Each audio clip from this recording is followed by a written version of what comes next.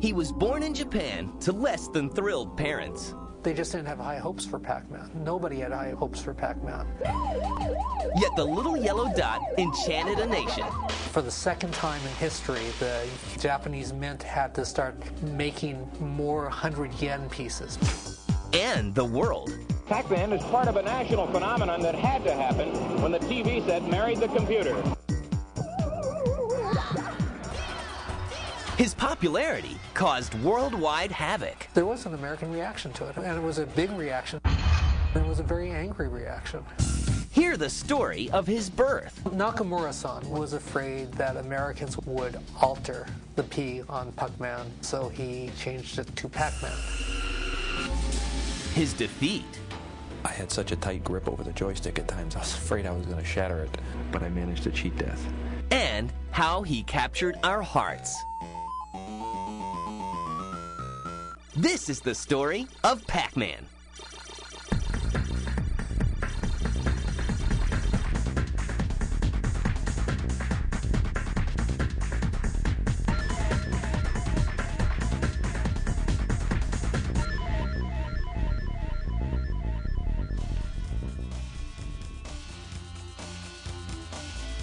Back in the early 80s, every town would have a recreational center.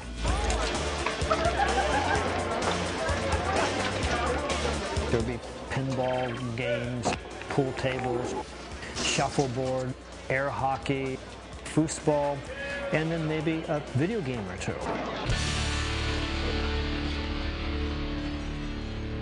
And most people didn't bother to go to the recreation centers in their town until some of the more modern games started coming out.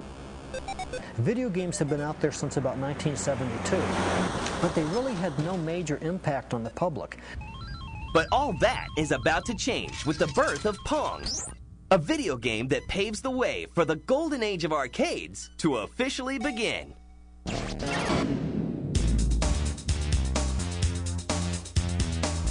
What you see here is part of a national phenomenon, a phenomenon that had to happen when the TV set married the computer. Space Invaders was like the first game in this three-game progression that brought the public completely into the arcades and made them become enamored with video game playing. Space Invaders had initiated the wave and the excitement in arcades in both Japan and the United States. And right after Space Invaders, Asteroids came out, and Asteroids suddenly had further enhanced gameplay where people could get very high scores and also got the competition going for people playing against each other in a bigger way than Space Invaders started for high score laurels. Video games were everywhere.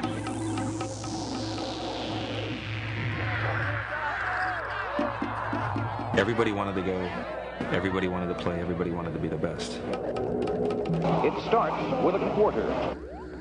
By 1979, the American craze for video games is just beginning. They seem to have captured America's imagination and its pocket change as well. But on the other side of the world, a young Japanese game designer named Toru Iwatani is inventing something new, something that will change video games forever. Iwatani-san is a very interesting fellow. He came to Namco, he wanted to make video games, arcade games, based on pinball. He wanted to make a game that would appeal to women. He wanted to make a game that would be non-violent. And he wanted to make a game using the word taberu, which was to eat. Namco's president likes the premise. Iwatani is assigned a team of 9 designers to help bring his vision to life. Bear in mind, back then, hardware was pretty limited. You could get shapes and colors, but they couldn't be very detailed. But he started the game, and one of the first things they ran into was, what does this character look like? When I interviewed Iwatani-san, he talked about going to a pizza parlor with his designers. They were eating a piece of pizza. Somebody pulled a slice out. And he looked down at the tray and there was PacMan staring at him. Fact or fiction?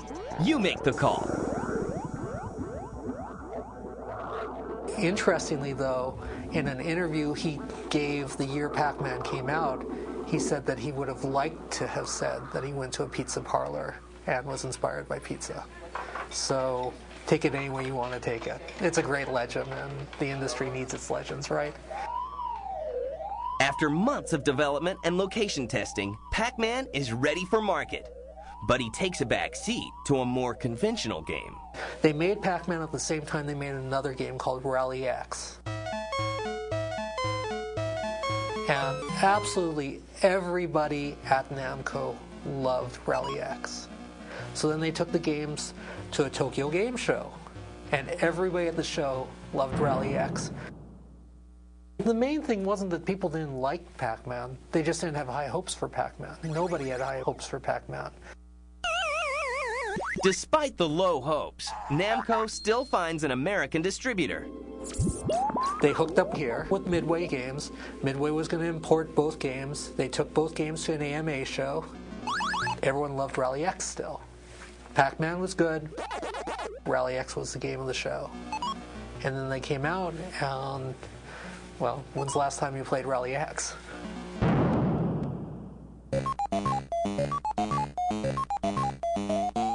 In 1980, Pac-Man is released in Japan and instantly develops a feverish following. Pac-Man was a hit right off the bat. It was an immediate success in Japan. For the second time in history, the Japanese mint had to start making more 100 yen pieces because so many 100 yen pieces were sitting in the bellies of Pac-Man machines at that time. That had genuinely fascinating and invigorating gameplay so that it could become addictive to the person because it would really lead them into this incredible trial and error process of learning the game, memorizing patterns, or getting to developing your eye-hand coordination, your motor responses, so that you could defeat the game and have a high score. In Japan, the success of Pac-Man leads to some unexpected career changes. Around Tokyo, you'll see lots of vegetable stores. They're mom and pop store, they're all over Tokyo. These people stopped ordering vegetables, cleared out their stores. They'd buy maybe 10 Pac-Man machines, and they'd make a lot of money off of it. Now it's time to release the game in America. Well, with one major exception. It was originally going to be Pac-Man, based on the shape. And Nakamura-san was afraid that Americans, with their quote-unquote proclivities towards dirty words, would alter the P on Pac-Man, and so he changed it to Pac-Man. With the new name in place, the Bally Midway Company releases Pac-Man in October 1980 to a hungry American market. Coming up, Pac-Man Mania.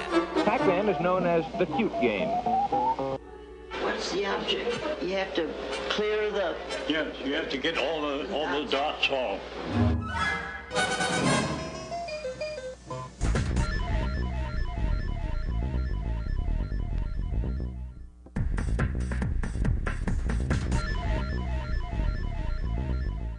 Yellow creature gobbles dots while being pursued through maze by monsters. In October 1980, Pac-Man is released in U.S. arcades, and America catches the fever. Oh, I played Pac-Man the moment it arrived at a 7-Eleven just outside of Burley, Idaho. When Pac-Man came out, it caused everybody to fall in love with video games.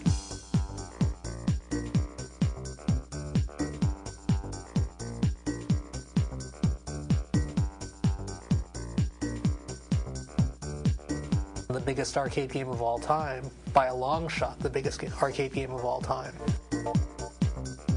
In the United States, it caught on. You'd go into any large arcade by mid to late 1980, and you'd see an entire row of Pac-Man machines. And manufacturers have trouble keeping up with the demand. In suburban Franklin Park, you'll find Midway Manufacturing feverishly turning out 350 Pac-Man games every day in 3 different cabinet styles. Remember, we're talking about 1980. We're talking about the beginning of MTV. People are still fascinated. They're fascinated with technology. They're fascinated with video, bright images, music, and the future.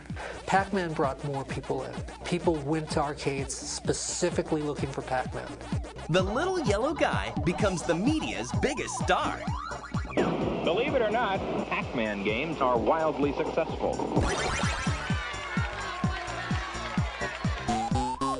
Pac-Man finds himself in some very strange places. They popped up everywhere. I mean, 7-Elevens would carry them. Grocery stores are carrying them. The funny one is that at least one funeral home had a couple of arcade machines in its basement. Pac-Man was so good that it managed to escape the arcade and be a unique item for entertainment that could be found any place, not just an arcade. It was an incredible phenomenon at that time.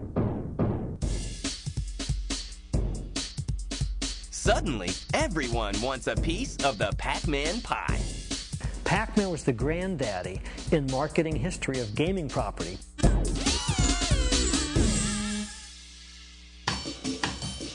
Pac-Man was the one that made it onto everybody's bed sheets, their pillowcases, their underwear. Pac-Man is everywhere. There are Pac-Man cartoons, there's a Pac-Man cereal, Pac-Man lunchboxes, Pac-Man board games. Things they wear on their wrists, things they wear around their neck, things they wear on their feet. Pac-Man trash cans, Pac-Man toilet seat. Just anything you can imagine, Pac-Man is there. Pac-Man was really the beginning of all that for the video game industry. It's not unique anymore because everything seems to be doing that now, but they're just following the path that was trailblazed by Pac-Man 20-some years ago. Love for Pac-Man knows no boundaries. Women loved Pac-Man, and they came into the arcades to play it.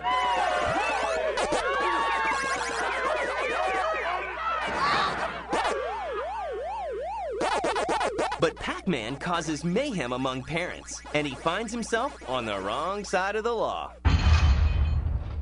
Look at the age group that was being attracted to arcades. It was a new hangout. There was concern about how much time children were playing at the arcades, that they were squandering their lunch monies at arcades.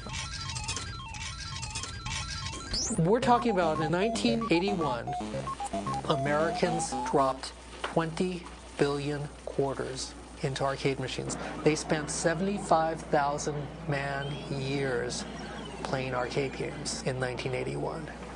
That's a lot of time that could have been used doing homework.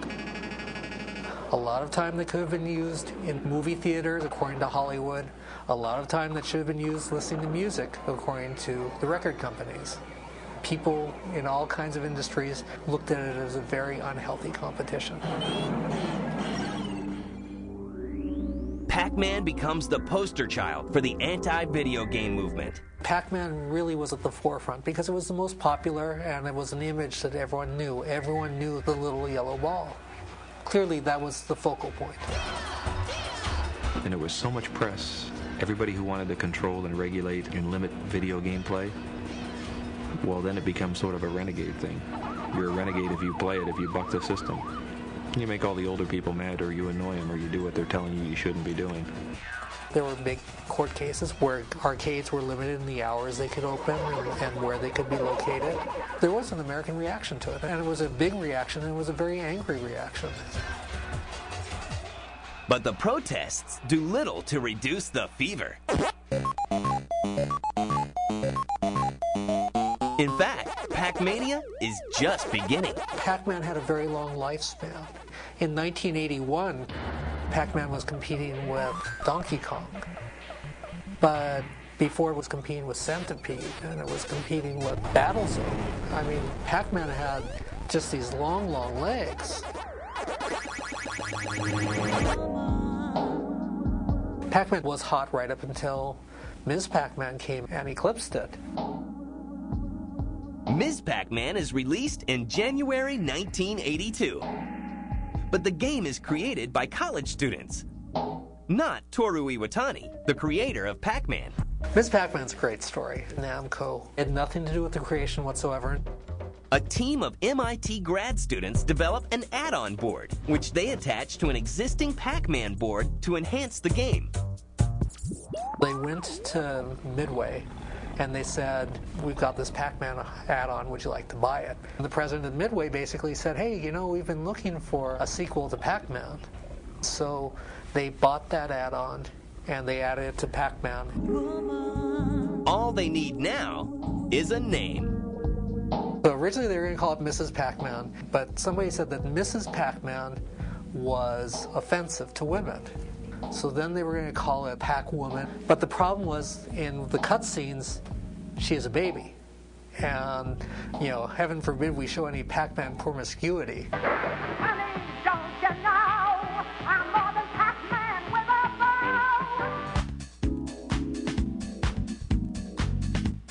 So, a very politically correct Ms. Pac-Man is ready for the arcades. Upon release, she immediately outperforms her predecessor, selling over 115,000 units. But her fame is short-lived.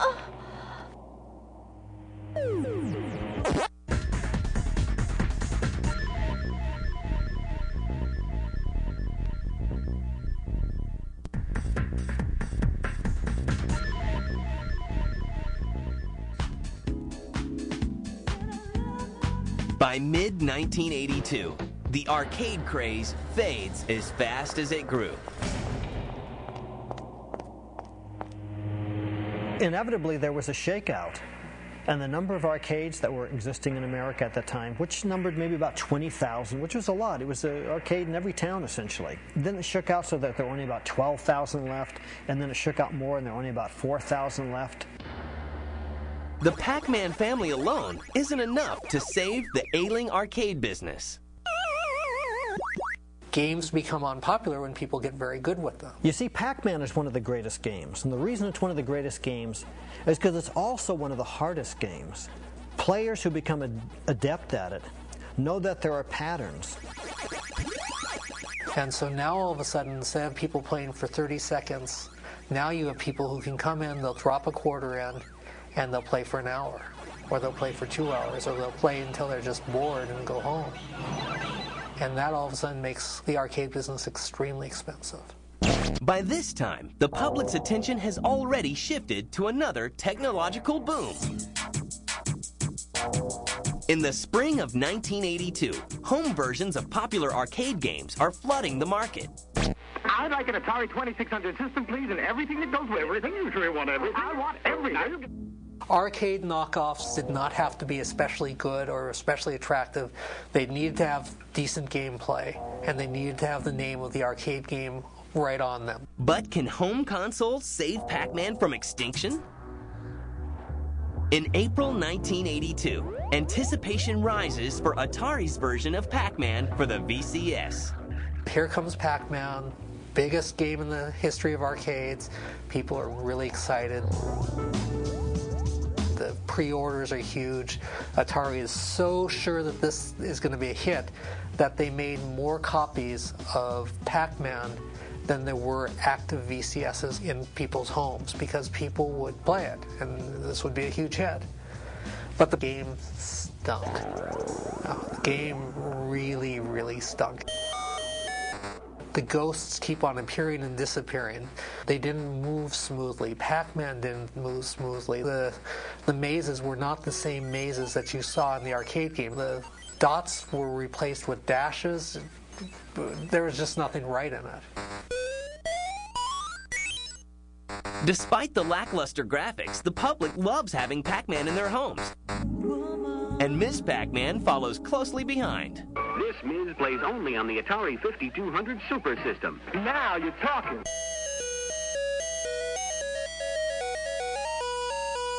Attempting to cash in, competitors released their own versions of Pac-Man. There were all kinds of knockoffs. So what these companies have to do is these companies have to create something that's very Pac-Man-esque. And so you have all kinds of games that look like Pac-Man. Odyssey, video game fun. The most notorious case of flattery is Magnavox's KC Munchkin game for the Odyssey. Atari takes Magnavox to court and wins. Meanwhile, Pac-Man's legitimate relatives continue to flood arcades. There's Junior Pac-Man, Baby Pac-Man, Super Pac-Man. There are all kinds of Pac-Mans. But all the Pac-Man spin-offs in the world can't save the arcade business. By the mid-1980s, the quarters stopped flowing. The golden age of video arcades is over. Yet Pac-Man still has his loyal fans. Over the past 20 years, Pac-Man has been released on virtually every system.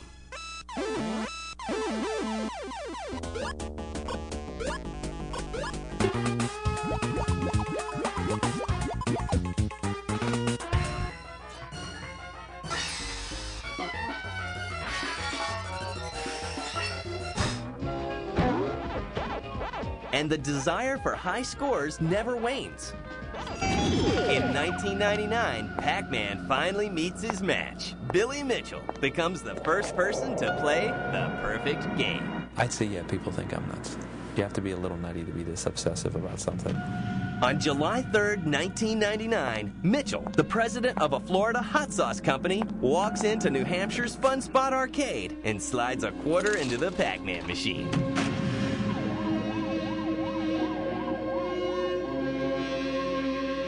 I had such a tight grip over the joystick at times, I was afraid I was going to shatter it. It was for sure the most difficult thing. 6 hours later, Mitchell manages to eat every dot, every ghost, and clear 256 screens. He actually beats the game. 6 hours isn't really any big deal.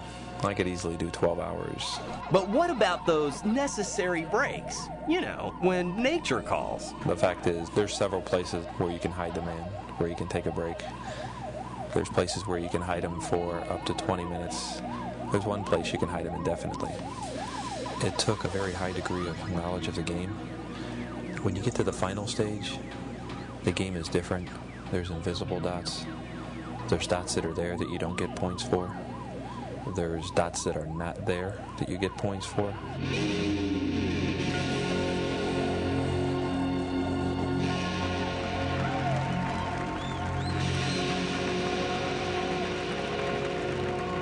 The record-breaking feat makes Mitchell somewhat of a celebrity. If I was looking for one to gain fame from, then I picked the right one. If I'm traveling someplace and if I'm traveling with Billy Mitchell, it's interesting to see the reaction that the public gives him. He has this unique persona, and people notice that, even when they don't know that he's Billy Mitchell, the world-famous Pac-Man player. Is he too old to be playing Pac-Man? Maybe. Am I too old to be doing what I do? Probably. For the young or the young at heart, Pac-Man is still evolving and still a blast to play.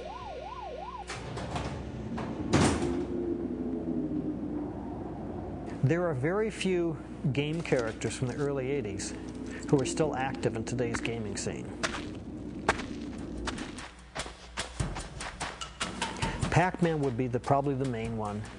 Pac-Man is engraved in that gaming psyche. Pac-Man did leave an indelible mark on 20th century culture, and especially late 20th century culture.